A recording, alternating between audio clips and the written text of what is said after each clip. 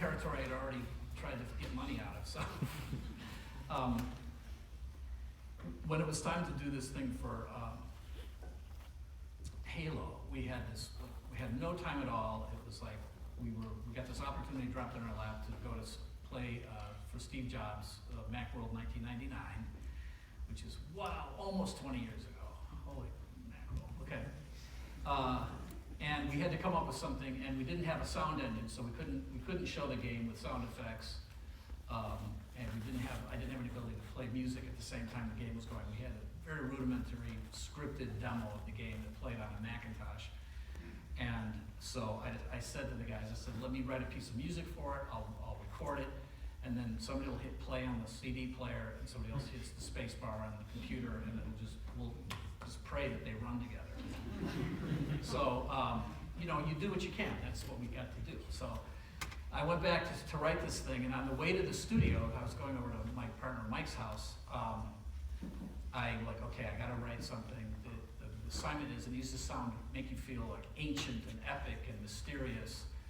And so I thought, okay, ancient monks, got it, monks, I'll do monks. So on the way to Mike's house, I'm like, okay, I need to write a monk chant. Thinking about monks, Dorian mode. Dorian it's a minor scale. It's got a raised sixth. And it's a classic mode from the Gregorian days. Wow, that was intelligent, the Gregorian days. I'm not teaching music history here, am I? Okay. So anyway, for some reason I did it in E. Same scale, just in E. So it's E Dorian, and which happens to be the same key as yesterday.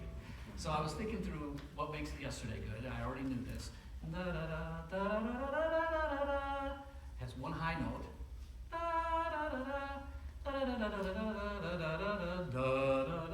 One low note. 4 phrases.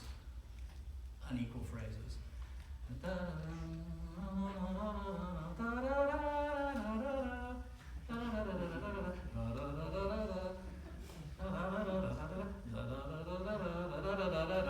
I mean, you didn't know that was based on yesterday, but as you can hear, it's not exactly based on yesterday. It's actually kind of hard to do. But I was inspired by yesterday. 1 high point, 1 low point, 4 unequal phrases.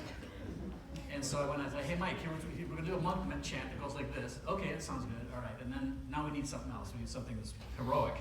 So we're still in E.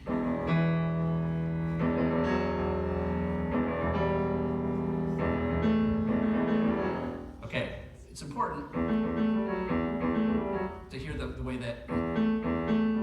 So I wanted the cellos to go, because I knew that was going to sound really aggressive. In order to get those notes, they have to go at 10. That's actually 11. So they had to go over strings, and I wanted it to be messy. Some people have, this is the pet peeve of mine, I'm going to tell you all right now, but some people have rearranged Halo music, and they have some of the cellos go, and other cellos go.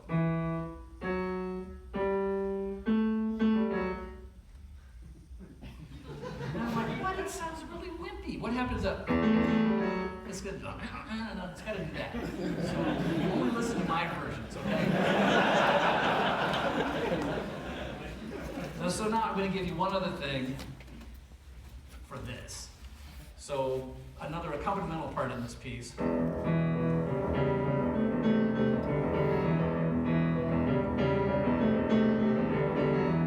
Okay, that's cool.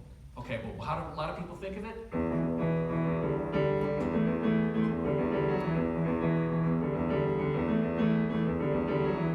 What's wrong with that? It's got all these parallel fourths in it. That's not what I'm doing. That was what I started doing. And I don't like that. And so the other little trick is, these are still just 3-note chords. 3 notes, 3 notes, 3 notes, 2 notes actually. Is when I find myself doing something that's real parallel and kind of boring, I just do a simple thing, which is called contrary motion. Just contrary motion, which the inner voice, instead of going up that far, I only went up that far.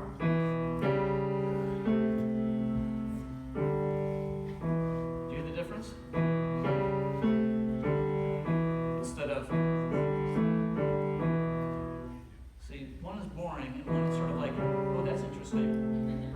Oh, okay, so it wasn't because I even improvised it. I was like, that was boring. I'm just gonna like try to move one note contrary to the other note, so it goes in opposite directions, it spreads out. Is that interesting to anybody? Okay, I'm just telling you how my brain works. It's not all that complex. All right, and by the way, it's a picture of the view outside my deck in Seattle. And so I love this because it's very inspiring, and I'm glad I live there. I live in a shack, but I have a great view.